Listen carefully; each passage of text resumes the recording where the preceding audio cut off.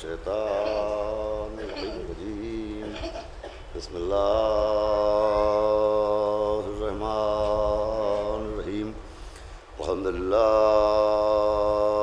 رب العالمین الصلاۃ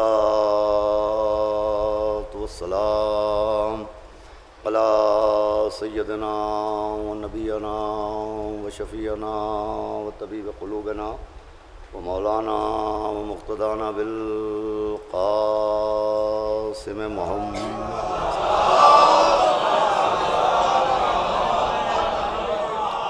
وآلہ الطیبین الطاہرین المعصومین ولعنۃ اللہ علی اعدائہم اجمعین من یومنا ھذا یوم الدین اما بعد فقد قال اللہ سبحانہ تبارک و تعالی فی القرآن المجید والفرقان الحمید بسم اللہ الرحمن الرحیم ان اللہ وملائکتہ یصلون علی النبی یا ایھا الذین آمنوا صلوا علیہ وسلموا تسلیما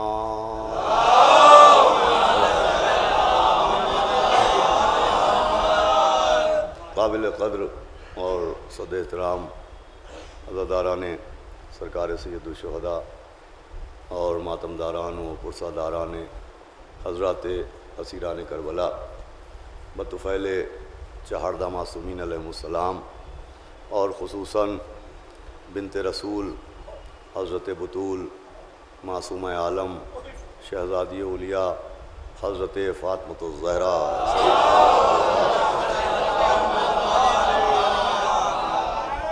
حسینی اکادمی کے زیر اہتمام منعقدہ مسلسل کئی برس سے منعقد اس خمسہ مجالس کی آج یہ پہلی مجلس ہے، اور یہ خمسہ مجالس ہمارے عامر صاحب کی جانب سے افضل محل میں منعقد ہوا تھا، اور آج لگ بھگ 22واں یا 23واں برس ہے 1996 سے مسلسل اس خمسہ مجالس کو وہاں سے یہاں تک منعقد ہوتے ہوئے، اور ہر سال آپ حضرات کی توجہات اور حوصلہ افزائیوں کے سبب مختلف عنوانات کے تحت کچھ نہ کچھ ذکر اہل بیت کی سعادت حاصل کرنے کا شرف حاصل کر رہا ہوں۔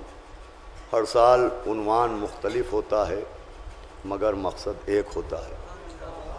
ہر عنوان، ہر موضوع ایک دروازہ ہوتا ہے عظمت اہل بیت تک رسائی کا۔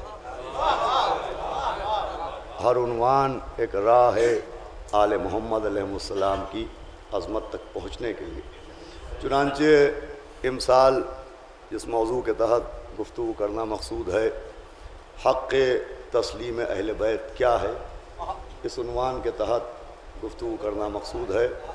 چنانچہ حق تسلیم اہل بیت کے عنوان پر گفتگو کرنے کے لیے میں نے آپ کے سامنے سورہ احزاب کی جس مشہور آیہ کریمہ کو تلاوت کیا اسے آیہ صلوات کہتے ہیں۔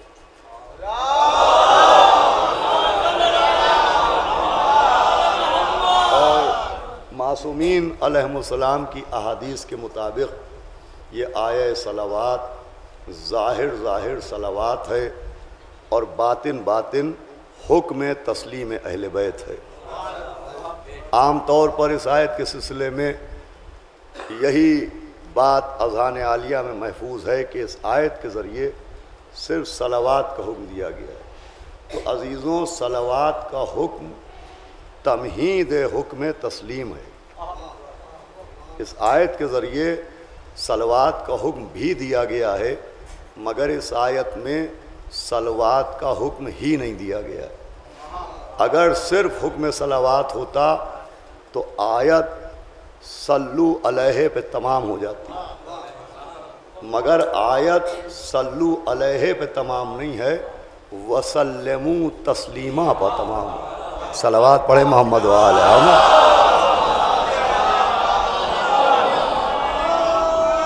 میں آج تمہیدی گفتگو ہے کہ صلو علیہ صلوات بھیجنے کا حکم ہے، وسلموا تسلیما، آل محمد علیہ السلام کو ان کے حق کے ساتھ تسلیم کرنے کا حکم ہے۔ صلو علیہ کا مطلب ہے کہ صلوات بھیجو، اور وسلموا تسلیما کا مطلب ہے کہ ان کو ویسے تسلیم کرو جیسے تسلیم کرنے کا حق ہے۔ صلوات بھیجے محمد۔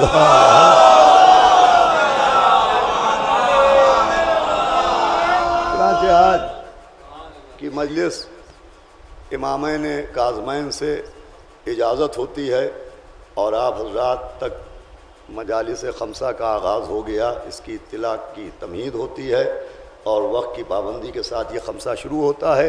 انشاءاللہ اسی موضوع کے اوپر اہل بیت کی تائید اور آپ حضرات کی توجہات رہیں تو کچھ عرض کرنے کی کوشش کروں گا کہ یہ آیت صلوات اہم ترین آیت ہے۔ یوں قرآن کی ہر آیت اہم ہے، اور قرآن کی آیت کے اہم ہونے کا ثبوت اس کا آیت ہونا ہے۔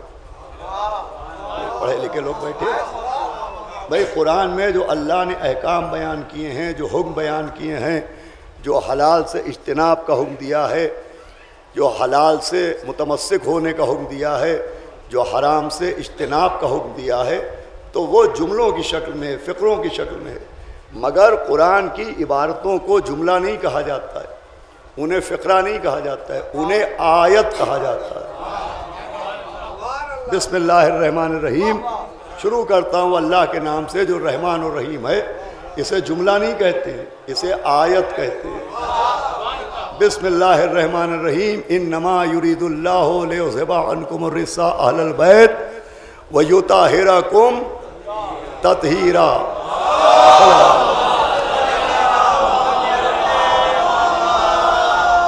اسے جملہ نہیں کہتے ہیں، اسے تطہیر کی آیت کہتے ہیں۔ بسم اللہ الرحمن الرحیم قل لا اسألکم علیہ اجرا الا المودۃ فی القربى۔ اسے جملہ نہیں کہتے ہیں، مودت کی آیت کہتے ہیں۔ آیت نشانی کو کہتے ہیں۔ عربی زبان میں آیت کا مطلب ہوتا ہے نشانی۔ نشانی کا مطلب ہے کہ وہ شے جو نشاندہی کرے راہ کی، راستے کی، جو رہنمائی کرے۔ تو آیات چونکہ صراط مستقیم کی نشاندہی کرتی ہیں کہ صراط مستقیم کدھر ہے، راستہ کدھر ہے، جنت تک پہنچنے کا راستہ اور راہ کدھر ہے، لہذا آیات کو، نشانی کو آیت کہا جاتا ہے۔ تو آیت کا آیت ہونا ہی اس کی اہمیت کی دلیل ہے، اور قرآن کی ہر آیت اہم ہے۔ حد یہ ہے کہ قرآن میں دو طرح کی آیات ہیں۔ کچھ آیات وہ ہیں جو ناسخ کہلاتی ہیں، اور کچھ آیات وہ ہیں جو منسوخ کہلاتی ہیں۔ بس آپ ذہن سے جڑ جائے تو گفتگو کا آغاز کروں کہ کچھ آیات قرآن کی وہ ہیں جو ناسخ کہلاتی ہیں، اور کچھ آیات وہ ہیں جو منسوخ کہلاتی ہیں۔ ناسخ آیات وہ آیات ہیں کہ جن کے حکم پر ہم کو عمل کرنا ہے، وہ آیات کہلاتی ہیں ناسخ، اور منسوخ وہ آیات کہلاتی ہیں کہ جن پر ایک بار عمل کرنے کا حکم دیا گیا اور اس کے بعد دوسری آیت کے ذریعے اس عمل کو کینسل کر دیا گیا، منسوخ کر دیا گیا۔ وہ آیات کہلاتی ہیں آیات منسوخہ۔ جن آیتوں پر عمل کرنا ہے وہ ناسخ آیات کہلاتی ہیں، اور جن آیات پر قرآن میں بہت سی آیتیں ایسی ہیں کہ جن پر ہم کو عمل نہیں کرنا ہے تو ان آیات کو منسوخ آیات کہتے ہیں، ان آیات کو منسوخ آیات کہتے ہیں۔ لیکن ان آیات کو جن کو منسوخ کہتے ہیں، جن پر ہم کو عمل نہیں کرنا ہے، ان کو پڑھنا ضروری ہے، عمل نہیں کرنا ہے ہمیں، لیکن ان کی بھی تلاوت کرنا ضروری ہے۔ سوال یہ ہے کہ جب عمل نہیں کرنا ہے تو تلاوت کرنے سے کیا فائدہ؟ جن آیات پر ہم کو عمل نہیں کرنا ہے ان کی تلاوت کا کیا فائدہ ہے؟ تو جواب دیا جائے گا کہ ان آیات پر، آیات منسوخ پر عمل تو نہیں کرنا ہے، لیکن تلاوت کرنے سے ثواب تو ملے گا۔ اب جو لوگ کہتے ہیں صاحب 1400 برس پہلے باغ فدق غصب کیا گیا، آج آپ کو فدق پر پڑھنے سے فدق مل تو جائے گا نہیں، فدق پر گفتگو کرنے سے کیا فائدہ؟ تو پہلے آپ بتائیے کہ منسوخ آیتوں کو پڑھنے سے کیا فائدہ؟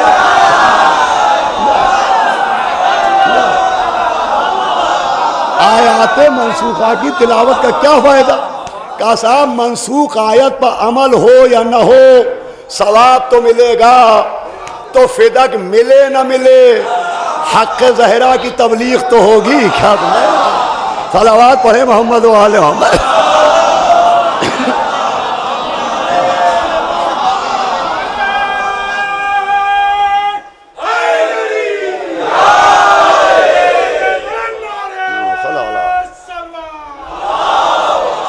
بیان حق زہرا کا ثواب تو ملے گا۔ تو عزیزان گرامی بہرحال آیت، ہر آیت اہم ہے قرآن کی، وہ آیتیں بھی جو متشابہ کہلاتی ہیں، وہ آیتیں بھی جو محکم کہلاتی ہیں، وہ آیتیں بھی جو ناسخ کہلاتی ہیں، وہ آیتیں بھی جو منسوخ کہلاتی ہیں، ہر آیت کی اہمیت ہے۔ مگر یہ جو آیت صلوات ہے، اس آیت کی یوں اہمیت ہے کہ احکام اور بھی آیات میں دیے گئے۔ قرآن میں نماز کی آیت بھی ہے جس میں حکم نماز ہے، قرآن میں روزے کی آیت بھی ہے جس میں روزہ رکھنے کا حکم ہے، قرآن میں حج کی آیت بھی ہے جس میں حج کرنے کا حکم ہے، قرآن میں زکوٰۃ کی آیت بھی ہے جس میں زکوٰۃ دینے کا حکم ہے۔ لیکن یہ آیت جس میں صلوات بھیجنے کا حکم ہے، اس آیت میں اور ان آیتوں میں فرق یہ ہے کہ جتنی بھی آیات عبادات ہیں، ان آیات عبادات میں فضیلت کا ذکر بعد میں ہے، پہلے نہیں ہے۔ بھائی نماز کی آیت میں نماز پڑھنے کی فضیلت کا ذکر بعد میں ہے، حکم نماز سے پہلے نہیں ہے۔ روزے کی آیت میں روزہ رکھنے کی فضیلت کا ذکر بعد میں ہے، پہلے نہیں ہے۔ حج کی آیت میں حج کی فضیلت کا ذکر بعد میں کیا گیا، پہلے نہیں ہے۔ لیکن یہ آیت صلوات وہ واحد آیت ہے کہ جس میں حکم صلوات بعد میں دیا گیا اور فضیلت صلوات بھیج دے محمد و علیہ۔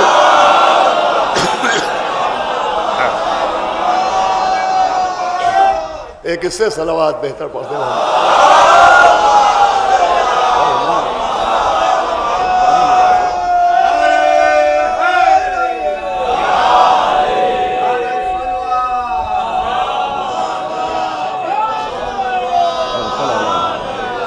ذان گرامی واحد آیت صلوات ہے کہ جس میں فضیلت کا بیان پہلے ہے، حکم صلوات بعد میں ہے۔ حکم صلوات کیا ہے؟ صلو علیہ یا ایھا الذین آمنوا صلو علیہ، یہ بعد میں ہے۔ ان اللہ و ملائکتہ یصلون علی النبی، کہ اللہ اور اس کے ملائکہ نبی پر صلوات بھیجتے ہیں، یہ پہلے ہے۔ تو ان اللہ یہ فضیلت صلوات ہے، صلو علیہ یہ حکم صلوات ہے۔ ہم اسے وابستہ ہیں بھائی، صلوات وہ ہے کہ اللہ بھی صلوات بھیجتا ہے، ملائکہ بھی صلوات بھیجتے ہیں، یہ ہے صلوات بھیجنے کی فضیلت۔ ایمان والوں تم بھی صلوات بھیجو، یہ ہے صلوات بھیجنے کا حکم۔ بھائی دیکھیں یہ واحد آیت ہے اور واحد حکم ہے جس نے عمل سے پہلے فضیلت عمل کا ذکر کیا۔ نماز سے پہلے نماز کی فضیلت کا ذکر نہیں کیا گیا، روزے کے حکم سے پہلے روزے کی فضیلت کا ذکر نہیں کیا گیا، حج کے حکم سے پہلے حج کی فضیلت کا ذکر نہیں کیا گیا۔ مگر صلوات وہ حکم ہے کہ حکم صلوات سے پہلے فضیلت صلوات کا بیان ہوا۔ وجہ سمجھے آپ؟ وجہ یہ ہے کہ اللہ چاہتا ہے کہ پہلے فضیلت صلوات بیان کر دی جائے، بعد میں عمل صلوات ہو، تاکہ محب اہل بیت عامل بننے سے پہلے عارف بن جائے۔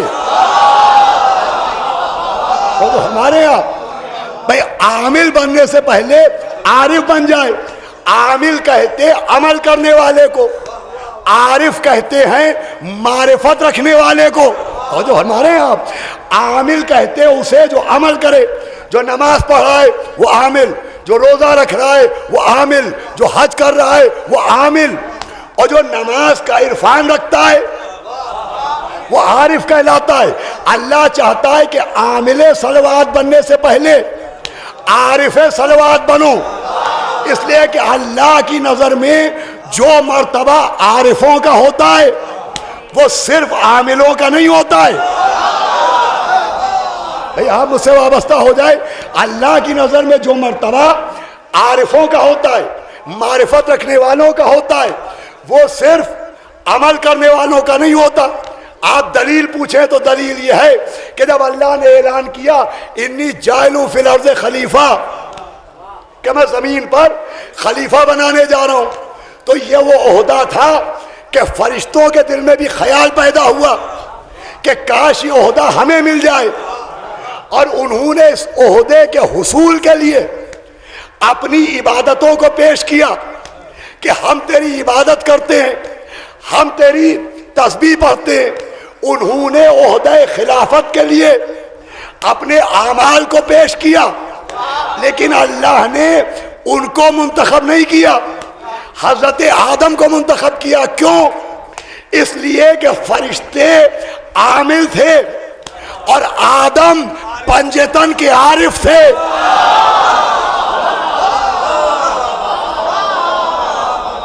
آدم پنجتن کے عارف تھے. سمجھایا جو مرتبہ پنجتن کے عارفوں کا ہوتا ہے وہ عاملوں کا نہیں ہوتا ہے. صلوات پڑھے محمد و آل محمد.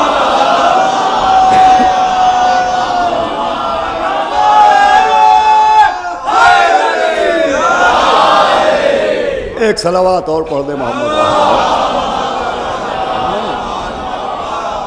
تو جو سنیے گا، جو مرتبہ صاحبان عرفان کا ہوتا ہے وہ صرف صاحبان اعمال کا نہیں ہوتا ہے. معرفت کا مرتبہ عبادت سے زیادہ ہے، عارفوں کا مرتبہ عاملوں سے زیادہ ہے. اسی لیے اللہ چاہتا ہے صلوات پڑھنے سے پہلے پنجتن کی معرفت حاصل کرو، اس لیے کہ صلوات کے بعد وسلموا تسلیما ہے. چونکہ ان کے حق تسلیم کا مسئلہ ہے نا، اس لیے پہلے دعوت معرفت دی جا رہی ہے. پہلے انہیں عرفان صلوات کرایا جا رہا ہے کہ کیا ہے معرفت، کیا ہے صلوات. کہ ان اللہ و ملائکتہ، کہ اللہ اور اس کے ملائکہ بھی صلوات پڑھتے. جو مرتبہ اللہ کی نظر میں، یہ بات آج مکمل کر لوں، انشاءاللہ گفتگو کل سے شروع ہوگی، عارفوں کا ہوتا ہے وہ عاملوں کا نہیں ہوتا. عارفوں کا اتنا مرتبہ ہے کہ سورہ مائدہ ہے، اور سورہ مائدہ کی آیت نمبر 83 ہے. بھائی جیسے قرآن نے متقین کی پہچان بیان کی، جیسے قرآن نے مومنین کی پہچان بیان کی، ویسے ہی قرآن نے سورہ مائدہ کی آیت میں عارفین کی پہچان بیان کی. ذرا سی مشکل ہے لیکن مشکل کشا کے صدقے میں انشاءاللہ ابھی بات آسان ہو جائے گی. عارفین کی پہچان بیان کی کہ بسم اللہ الرحمن الرحیم وَإِذَا سَمِعُوا مَا أُنزِلَ إِلَى الرَّسُولِ. سورہ مائدہ آیت نمبر 83 ذکر ہو رہا ہے کہ وہ جب سنتے ہیں وَإِذَا سَمِعُوا مَا أُنزِلَ إِلَى الرَّسُولِ، وہ جو رسول پر نازل کیا گیا، تَرَىٰ أَعْيُنَهُمْ، اللہ کہہ رہا ہے تو ان کی آنکھوں کو دیکھو. کن کی آنکھوں کو؟ وہ لوگ جو سنتے ہیں مَا أُنزِلَ إِلَى الرَّسُولِ، جو رسول پر نازل کیا گیا، وہ لوگ جو یہ سنتے ہیں جو رسول پر نازل کیا گیا. قرآن کہہ رہا ہے تَرَىٰ أَعْيُنَهُمْ، تو ذرا ان کی آنکھوں کو دیکھو. تَفِيضُ مِنَ الدَّمِ، ان کی آنکھوں سے فوراً آنسو نکلنے لگتے ہیں. مِمَّا عَرَفُوا مِنَ الْحَقِّ، اور یہ پہچان ہے کہ وہ حق کو پہچان گئے. بھلا سنیے گا، اب جو گفتگو کا آغاز کر رہا ہوں یہ قرآن ہے، بیان نہیں ہے، یہ آیت ہے، روایت نہیں ہے. قرآن کیا کہہ رہا ہے کہ کچھ لوگوں کا ذکر ہو رہا ہے، ان لوگوں کا کہ جو وہ سنتے ہیں مَا أُنزِلَ إِلَى الرَّسُولِ، جو اللہ کے رسول پر نازل کیا گیا. تَرَىٰ أَعْيُنَهُمْ، ان کی آنکھوں کو دیکھو. تَفِيضُ مِنَ الدَّمِ، تو سنتے ہی ان کی آنکھوں سے آنسو نکلنے لگتے ہیں. اور یہ آنسوؤں کا نکلنا مِمَّا عَرَفُوا مِنَ الْحَقِّ، یہ آنسو پہچان ہیں کہ وہ حق کو پہچان گئے. کیا توجہ فرما رہے ہیں؟ یہ آنکھوں سے آنسو نکلنا یہ پہچان ہے کہ وہ حق کو پہچان گئے, انہیں معرفت ہو گئی. اب یہ عجیب بات ہے کہ جسے قرآن علامت معرفت کہہ رہا ہے اسی کو مفتی بدعت کہہ رہا ہے.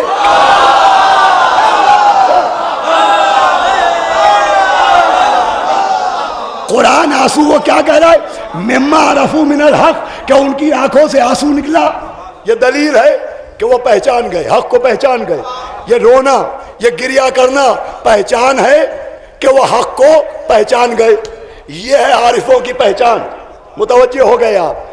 مگر صرف رونا نہیں, وَإِذَا سَمِعُوا, جب وہ سنتے ہیں.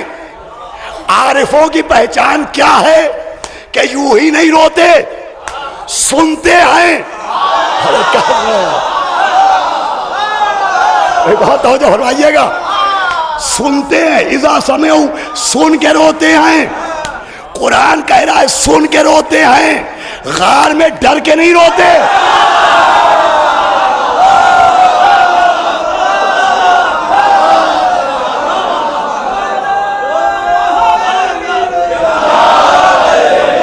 انشاءاللہ بہت اہم بات عرض کرنا. وَإِذَا سَمِعُوا, یہ قرآن ہے, عارفوں کی پہچان ہے. وَإِذَا سَمِعُوا مَا أُنزِلَ إِلَى الرَّسُولِ, یہ فقرہ ذہن میں رکھیے گا. مَا أُنزِلَ إِلَى الرَّسُولِ, کیا مطلب؟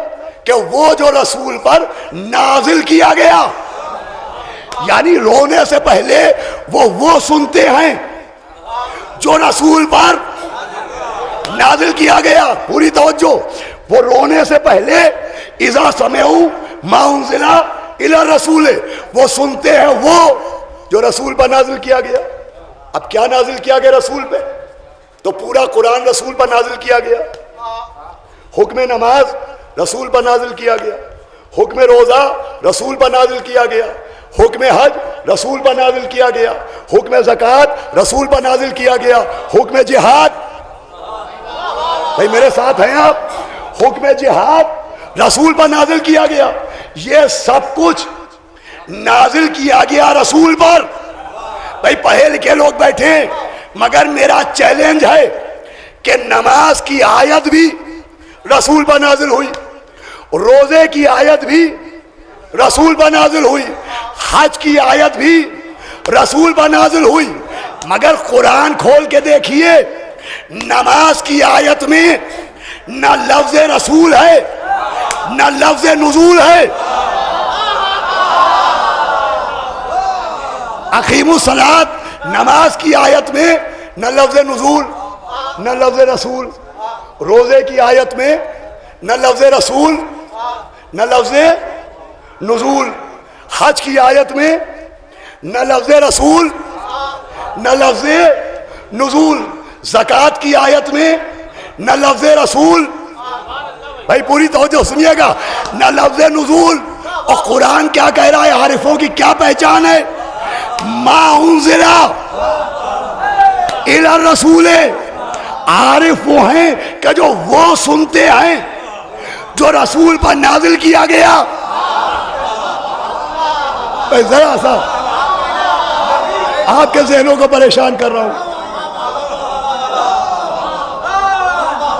میں چاہتا ہوں آپ خود ہی نتیجے تک پہنچ جائیں. ما انزل الی الرسول, نماز کی آیت میں نہ لفظ رسول نہ لفظ نزول, روزے کی آیت بھی نبی پر نازل ہوئی مگر نہ لفظ رسول نہ لفظ نزول. عارفوں کی پہچان کیا ہے؟ وہ سنتے ہیں ما انزل الی الرسول, جو رسول پر نازل کیا گیا. اب وہ آیت جس میں لفظ نزول بھی ہے لفظ رسول بھی ہے وہ اسی سورہ مائدہ میں ملی. یا تو لفظ نزول اور لفظ رسول اس آیت میں ہے جس میں عارف کی علامت ہے, یا اس آیت میں ہے جس میں اعلان ولایت ہے.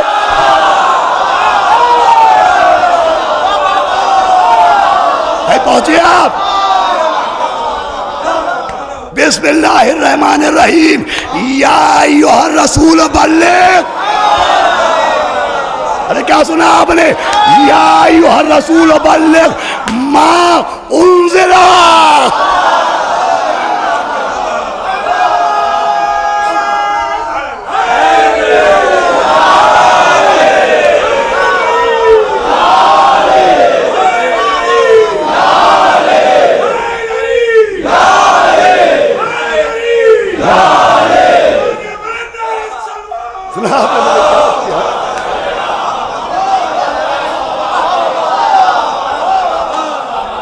بات پہنچی میری؟ یا ایھا رسول بلغ ما انزل الیک من ربک، اے رسول پہنچا دیجئے وہ جو نازل کیا گیا. اب سمجھے عارف کون ہیں؟ جو پہلے ذکر ولایت سنتے ہیں پھر گریا کرتے ہیں. بھائی عارف کی پہچان ہے کہ ذکر ولایت بھی سنتے ہیں، گریا بھی کرتے ہیں. نتیجہ آ گیا، ذکر ولایت بھی سنتے ہیں، گریا بھی کرتے ہیں. قرآن نے پہچان بتائی، مجلس نے پتہ بتایا.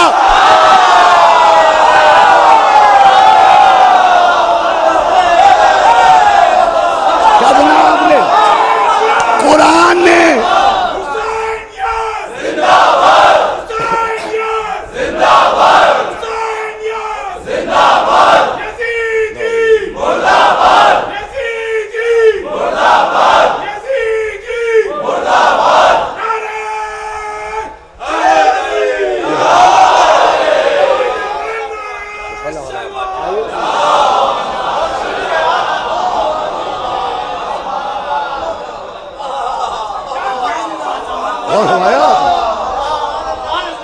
قرآن نے عارفوں کی پہچان بتائی کہ ذکر ولایت سنتے بھی ہیں، روتے بھی ہیں.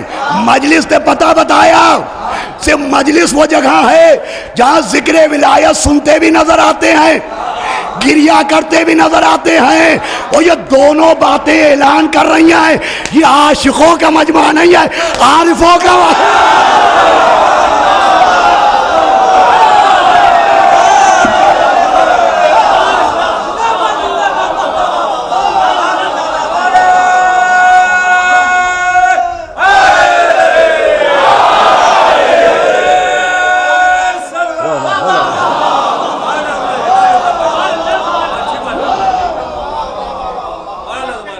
علامت ہے عزیزو، قرآن ہے. قرآن ہے. یہ رونا، یہ گریا کرنا پہچان ہے.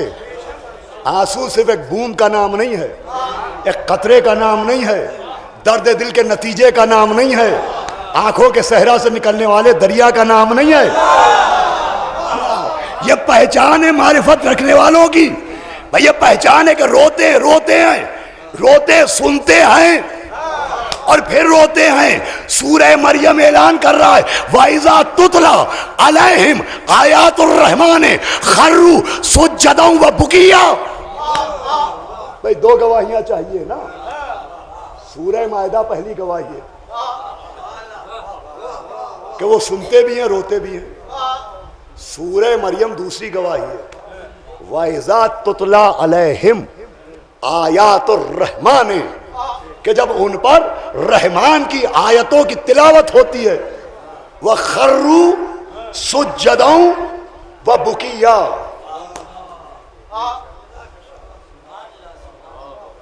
پڑھے لکھے لوگ بیٹھے، کیا ترجمہ ہوا اس کا؟ وَخَرُّوا سُجَّدًا وَبُكِيًّا. وہ روتے روتے سجدے میں گر جاتے ہیں. خالی سجدہ نہیں کرتے ہیں، گریا کرتے ہوئے سجدہ کرتے ہیں. قرآن پہچنوا رہا ہے صرف سجدہ کرنا نہ دیکھنا، گریا کرنا ہے.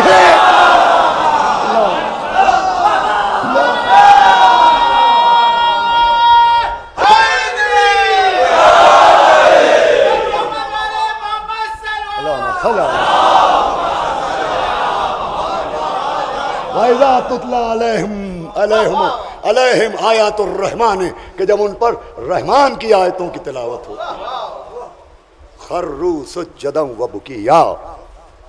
قرآن پہچنوا رہا ہے صرف سجدہ کرتے ہوئے نہ دیکھنا، یہ نہ دیکھنا سجدہ کر رہا ہے کہ نہیں، یہ بھی دیکھنا کہ گریا کر رہا ہے کہ نہیں۔ اللہ اکبر، یہ رونا، یہ گریا، یہ عرفان معرفت کی علامت ہے، پہچان ہے۔ جیسے متقین کی پہچان شاعر اللہ کا احترام کرنا، مومنین کی پہچان 51 رکعت نماز کا پابند ہونا، خاک پر سجدہ کرنا، داہنے ہاتھ میں انگوٹھی پہننا، زیارت 40 کا پابند ہونا، بسم اللہ بآواز بلند کہنا۔ ویسے ہی صاحبان معرفت کی پہچان ہے وَإِذَا سَمِعُوا مَا أُنزِلَ إِلَى الرَّسُولِ، جو سنا تَرَىٰ أَعْيُنَهُمْ، ان کی آنکھوں کو دیکھو۔ قرآن کہہ رہا ہے آنکھوں کو دیکھو، آنکھوں کو دیکھو۔ قرآن بار بار کہہ رہا ہے ان کی آنکھوں کو دیکھو۔ یہ آنکھوں کا نہ دیکھنے کا نتیجہ ہے کہ اب قرآن بھی دیکھ نہیں پا رہے ہیں۔ قرآن تو دعوت دے رہا ہے، دیکھو ادھر دیکھو، تفیض من الدم میں ان کی آنکھوں سے آنسو نکل رہے ہیں۔ یہ عجیب بات ہے۔ کسی نے شاعر اللہ کا احترام کیا، اسے متقین کہا۔ 51 رکعت نماز کا پابند ہوا، اسے مومن کہا۔ تو قرآن کہہ رہا ہے جو گریا کرے وہ عارف ہوتا ہے۔ ساری پہچانیں پہچان میں آ گئیں، صرف دنیا نے آج تک رونے کو نہیں پہچانا۔ ہم میں بھی کچھ لوگ کہتے ہیں صاحب صرف مجلس میں رونے سے کیا ہوگا، صرف رونے سے کیا ہوگا، صرف رونے سے کیا ملے گا۔ ارے یہ حافظے کی کمزوری ہے، ذرا اپنا بچپنا یاد کیجئے، بچپن میں جو ملتا تھا وہ رونے ہی سے ملتا تھا۔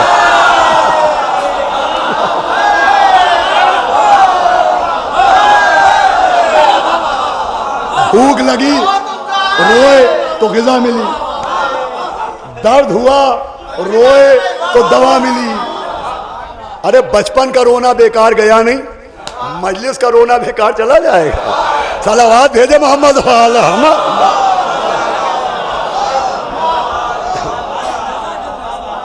نا سمجھی کا رونا۔ یہاں تو ہم عرفان رکھ کے، معرفت رکھ کے، سمجھ کے روتے ہیں۔ باذان گرامی، یہ رونا، یہ گریا، یہ خود پہچان ہے صاحبان عرفان کی پہچان۔ گریا کرنا، رونا، اور پھر اس گریے کی اتنی اہمیت ہے کہ قرآن میں جناب شعیب کے گریے کا ذکر ہے، جناب یعقوب کے گریے کا ذکر ہے۔ یہ کہہ کے رو رہے ہیں یعقوب وَآسَفَا عَلَى یوسف، ہائے یوسف پر افسوس۔ ابھی مصائب نہیں ہے، آنکھوں میں آنسو آ جائیں تو ان آنسوؤں کو لاکھوں سلام۔ سورہ یوسف ہے، وَآسَفَا عَلَى یوسف، جناب یعقوب کہہ رہے ہیں ہائے یوسف پر افسوس، گریا کر رہے ہیں، رو رہے ہیں۔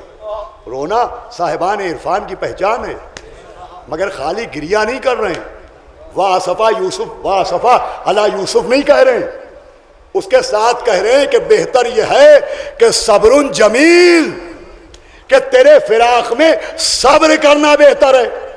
اب توجہ چاہتا ہوں، یہ قرآن ہے۔ جناب یعقوب نے اعلان صبر بھی کیا اور جناب یعقوب نے گریا بھی کیا، دونوں آیتیں متصل ہیں۔ سورہ یوسف میں ایک آیت میں اعلان صبر ہے، ایک آیت میں اعلان گریا ہے۔ صبر کا اعلان بھی کیا، گریا بھی کیا، اور سمجھایا کہ گریا کرنا خلاف صبر نہیں ہے۔ بھئی آپ متوجہ ہو چکے ہیں، گریا کرنا عام طور پہ دنیا کیوں منع کرتی ہے رونے سے؟ کہتا آپ روئیے نہیں، صبر کیجئے، صبر کیجئے۔ بھائی رونا خلاف صبر نہیں ہے، یہ جملہ خاص کر کے توجہ چاہتا ہوں۔ گریا کرنا خلاف صبر نہیں ہے، مصیبت پر اللہ سے شکوہ کرنا۔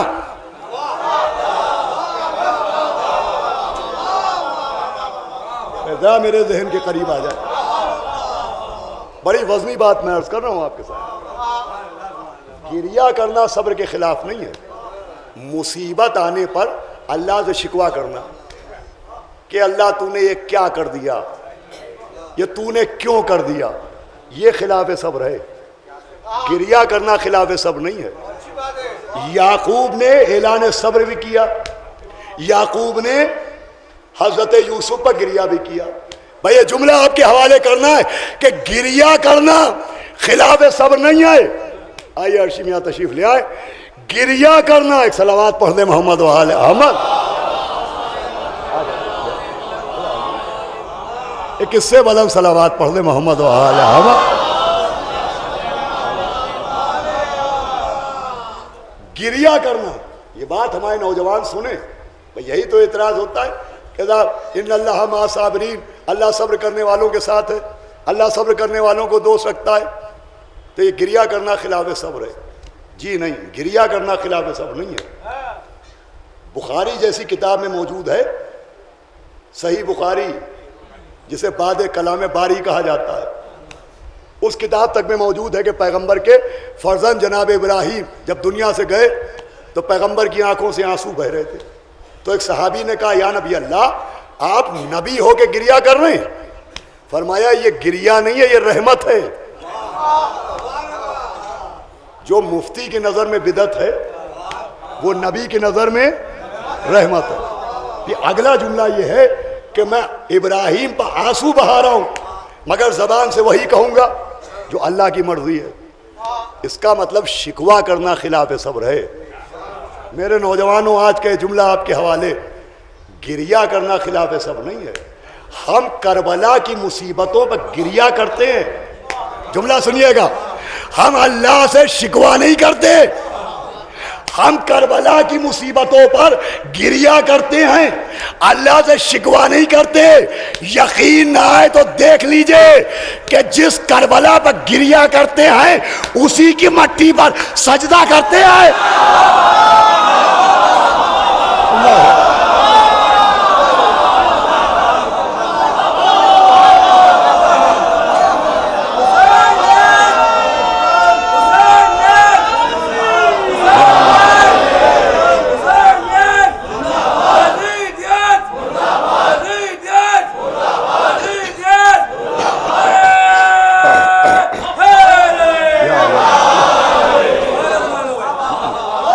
جس کربلا پر گریہ کرتے اسی کی مٹی پر سجدہ کرتے، ہم شکوہ نہیں کرتے، گریہ کرتے۔ جناب یوسف نے صبر کا اعلان بھی کیا، گریہ بھی کیا۔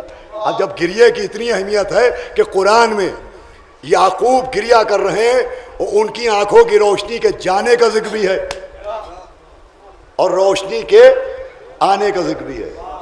اور سن لے اتنی سی بات تو گفتگو تمام ہو جائے گی۔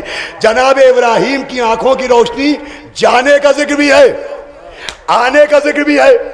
روشنی گئی، غم یوسف میں آئی پیرہن یوسف کی وجہ سے۔ بھائی جس کے گریے کی وجہ سے روشنی گئی اسی کے کرتے کی وجہ سے روشنی آئی۔ قرآن اعلان کر رہا ہے کہ غم معصوم کبھی نقصان نہیں ہونے دیتا۔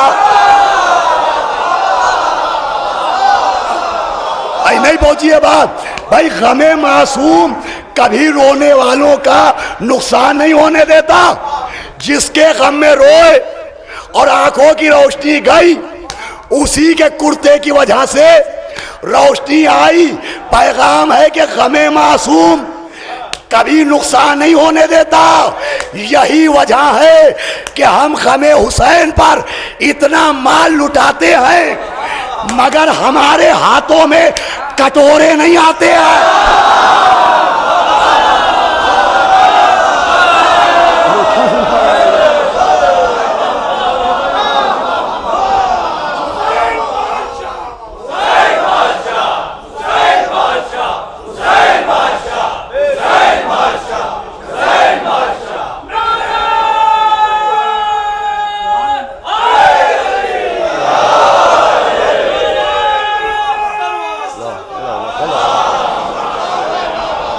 ہمارے ہاتھوں میں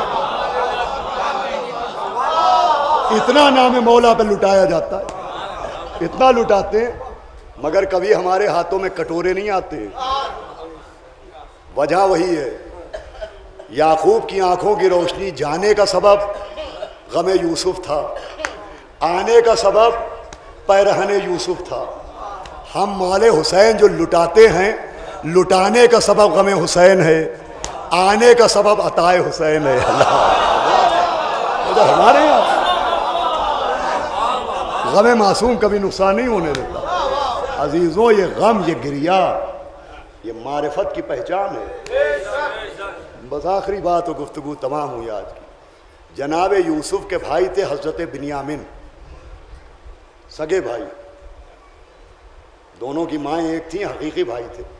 جب جناب بنیامین کو حضرت یوسف نے روک لیا تو جناب یوسف نے بنیامین سے پوچھا، ابھی بنیامین کو نہیں معلوم کہ یہ یوسف ہیں، یہ انہوں نے نہیں بتایا. یوسف سامنے ہیں، بھائی سامنے ہیں، مگر پہچان نہیں پائے. یہ بھی ایک غیبت ہے. غیبت کا مطلب نہ ہونا نہیں ہے. بتاؤ تو ہمارے یہاں غیبت کا مطلب نہ ہونا نہیں ہے. غیبت کا مطلب ہے ہو اور پہچان نہ پائیں، ہو اور پہچان نہ پائیں. اسی لیے تو روایتوں میں ہے کہ جب وہ آئیں گے تو دیکھنے والے کہیں گے ارے انہیں تو کربلا میں دیکھا تھا، انہیں تو مجلس میں دیکھا تھا. یہ بھی ایک غیبت ہے. جناب بنیامین دیکھ رہے ہیں مگر پہچان نہیں پا رہے. وہ میرا موضوع نہیں ہے حضرت حجت پر، ورنہ حضرت حجت میں ایک یوسف جیسی شان ہے. کیا شان ہے؟ یہی شان ہے کہ لوگ دیکھیں گے مگر ابھی نہیں پہچانیں گے. جب وہ آئیں گے تو لوگ کہیں گے ارے انہیں تو وہاں دیکھا تھا، انہیں تو وہاں دیکھا تھا، انہیں تو وہاں دیکھا تھا. تو جناب یوسف نے جناب بنیامین سے کہا کہ تم تو یوسف کے حقیقی بھائی ہو، یہ بتاؤ تم نے یوسف کے غم میں کیا کیا. دیکھیے اگر غم منانا جائز نہ ہوتا تو یوسف کے ہونٹوں پر یہ جملہ نہ ہوتا. تم نے کیا کیا؟ تمہیں صدمہ ہوا؟ کہاں ہوا؟ کہ تو کیا کیا تم نے ان کے غم میں؟ اب یہ تفسیر قرآن کی سنا رہا ہوں آپ کو، تفسیر انوار النجف میں موجود ہے کہ جناب بنیامین نے کہا کہ مجھ سے کیا پوچھتے ہو کہ مجھے یوسف کا کتنا غم ہوا.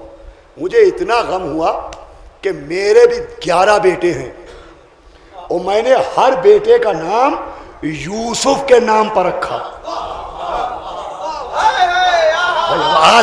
آج کی گفتگو تمام ہوتی ہے کہ میں نے اپنے ہر بیٹے کا نام یوسف کے نام پر رکھا. کیوں؟ کہ بھائی جس گھر میں یوسف نہ ہو، یوسف یوسف کی آوازیں آتی رہیں. یوسف نہ ہو تو یوسف یوسف کی آوازیں آتی رہیں. آپ سمجھے یہ جو 2 مہینے 8 دن حسین حسین حسین حسین، اللہ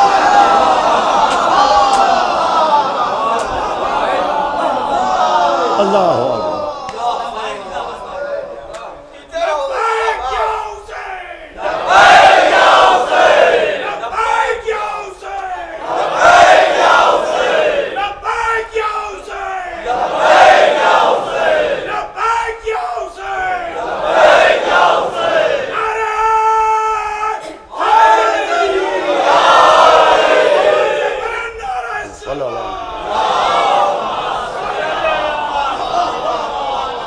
کہ جس گھر میں یوسف نہ ہو نام یوسف گونجتا رہے.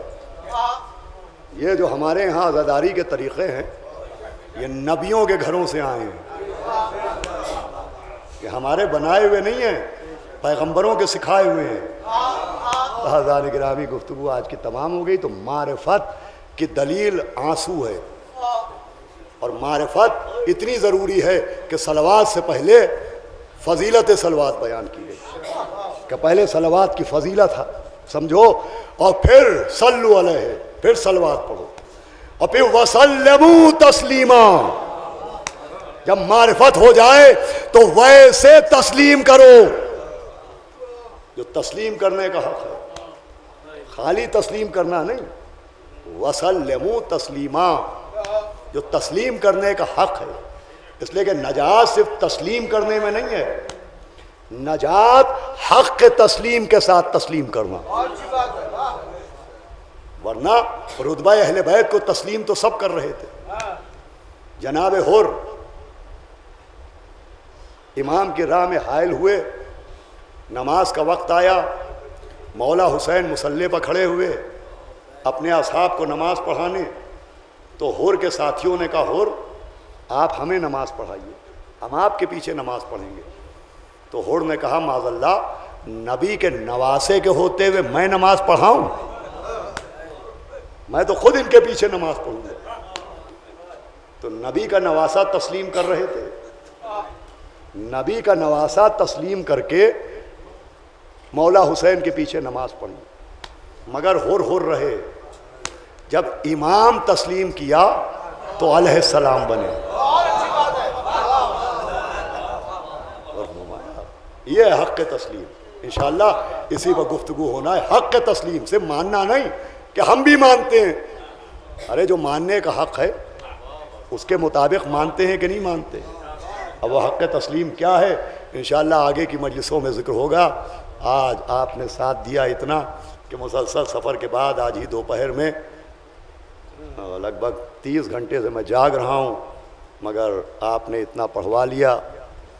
اور یہ جو آج پہلی مجلس میں نے گریے کا ذکر کیا، تو مجلسوں کا مقصد ہی گریہ بر حسین ہے۔ یہ رونا خود پہچان ہے، عارفوں کی پہچان، اور مجلس میں گریہ نہ ہو۔ ایک بی بی تھی جس کی پسلیاں توڑ ڈالی گئی، ایک شہزادی تھی جس کا بچہ مار ڈالا گیا، ایک مالکہ تھی جس کے بازو پر تازیانہ مارا گیا۔ ایک دن اس بی بی کے 2 شہزادے اپنے نانا کے زانو پر بیٹھے تھے، بڑا نواسا نانا کے دائیں زانو پر بیٹھا تھا، چھوٹا نواسا نبی کے بائیں زانو میں بیٹھا تھا۔ اتنے میں نبی کی آنکھ میں آنسو آئے اور آپ نے بڑھ کے بڑے نواسے کے رخسار پر اپنے لبوں کو رکھا، دہن کو چوما۔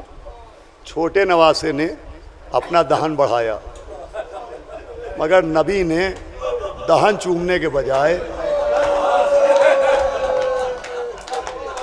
گلے کی ان رگوں پر ہونٹ رکھے جنہیں کند خنجر سے کربلا میں کاٹ ڈالا گیا۔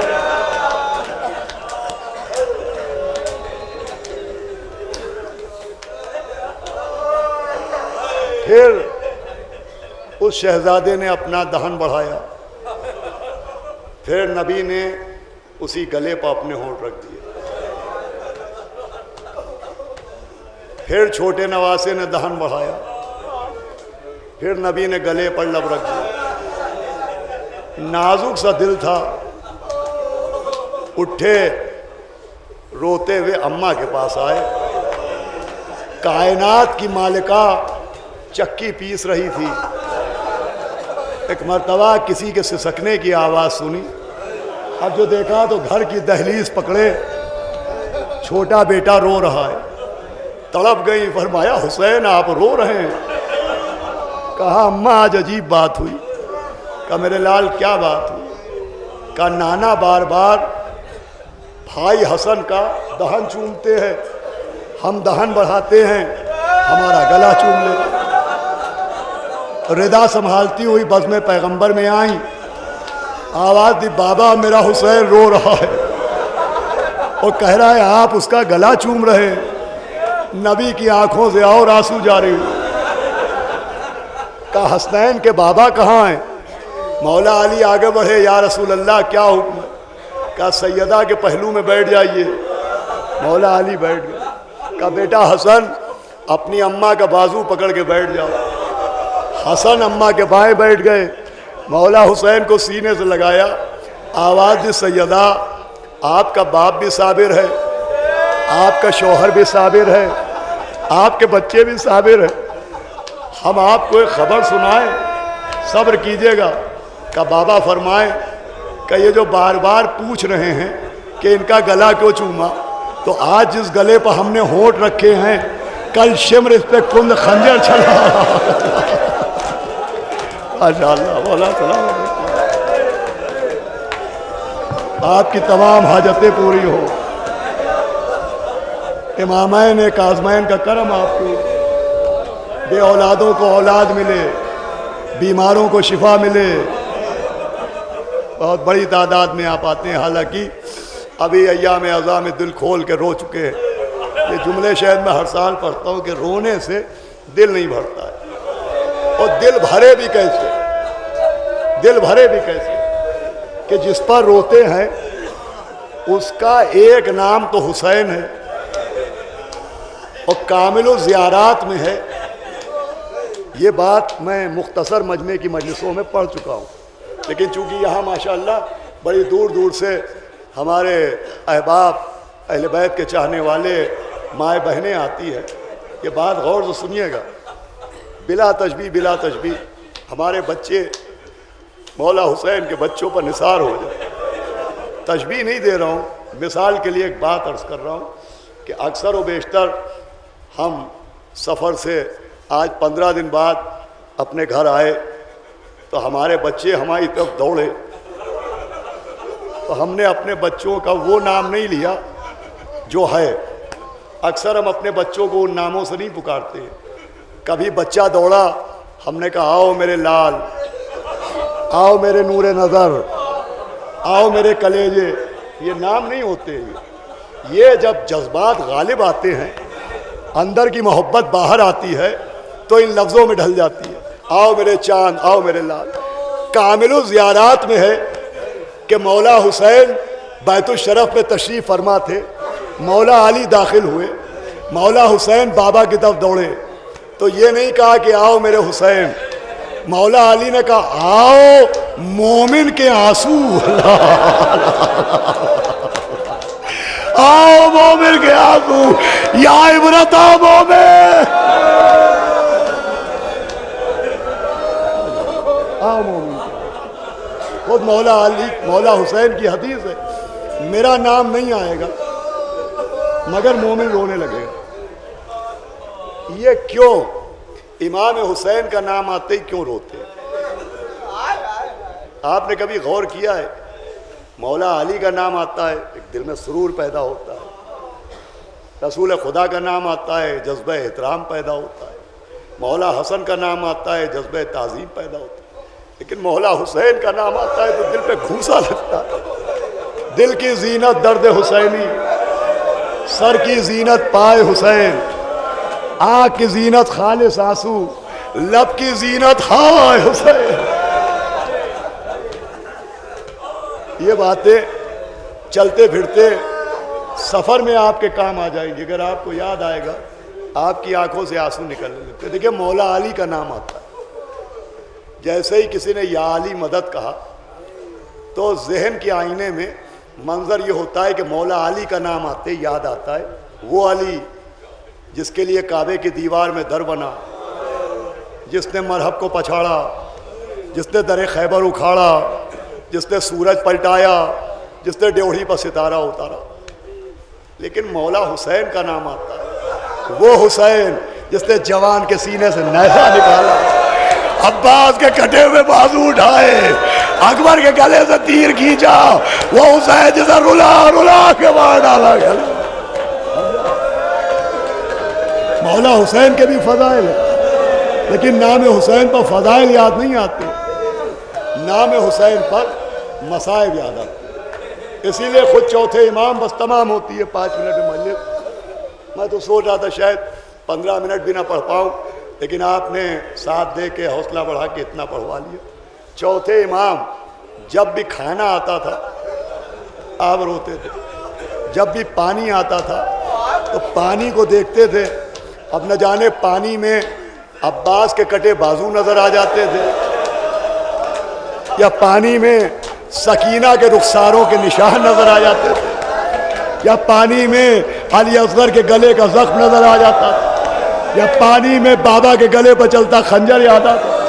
کہتے تھے واللہ خود بھی عطشان، ارے خدا کی قسم میرا باپ پیاسا مارا گیا، میرا باپ پیاسا مارا گیا۔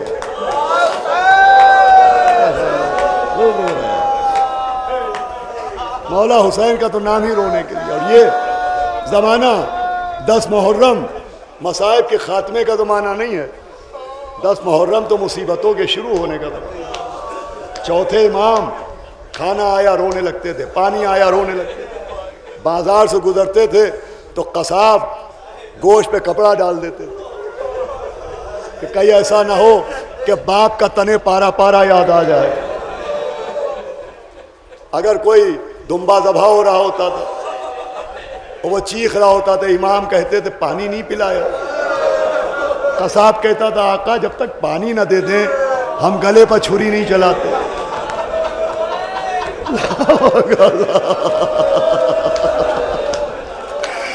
آواز دے بابا، ارے دمبے بغیر پانی کے ذبح نہیں ہوتے. ارے بابا آپ کا سوکھا گلا. آوازیں بدل گیا. بس 2 منٹ مجلس تمام ہو گئی. میں اس یقین پر پڑھتا ہوں کہ ماشاءاللہ مومنین اس خمسے میں بڑا تعاون کرتے ہیں. عزاداروں کے لیے سبیلوں کا انتظام ہوتا ہے. تو اگر مصائب دیر تک پڑھتا ہوں تو یقین ہوتا ہے کہ رونے والے روتے روتے تکان محسوس کریں گے. تو مجلس کے بعد باہر شربت مل جائے گا، باہر پانی مل جائے گا. ہائے وہ 4 برس کی یتیمہ جسے رونے کے بعد کسی نے شربت نہیں پلایا، کسی نے تماچے مارے، کسی نے کانوں سے گوشوارے چھینے. سمجھا؟ بس 2 منٹ سنیے مجلس تمام. جناب منہال کوفی چوتھے امام کے پاس آئے اور دیکھا امام پانی کو دیکھتے جا رہے ہیں، روتے جا رہے ہیں.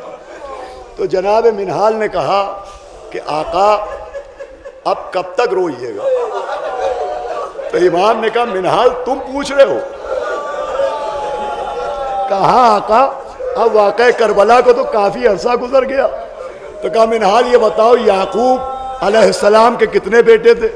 کہا حضرت 12 تھے. کہا کتنے مارے گئے؟ کہا مارا ایک نہیں گیا، ایک یوسف غائب ہو گئے تھے. تو کہا جس کا ایک بیٹا گم ہو جائے، روتے روتے آنکھوں کی روشنی چلی گئی. ارے میں نے تو 72 لاشوں پر گھوڑے دھوئے. ارے میرے بابا کا لاشا گھوڑوں کے صبح سے پامال کیا جا رہا. جناب منہال نے ہاتھ جوڑے اور کہا آقا معاف کیجیے گا، میرا مطلب آپ کا دل دکھانا نہیں تھا، میں تو آپ کو تسلیت دینا چاہتا تھا. میرا عرض کرنے کا مقصد یہ تھا کہ یہ شہید ہو جانا بمجلس تمام ہو، یہ تو آپ کی میراث ہے. آپ کی دادی کے پہلو پر جلتا دروازہ گرایا گیا. کہا منہال. کہا آپ کے دادا کے سر پر ضربت ماری گئی. کہا منہال. کہا آپ کے بڑے چچا کو ایسا زہر دیا گیا کہ کلیجہ ٹکڑے ٹکڑے ہو گیا. کہا منہال.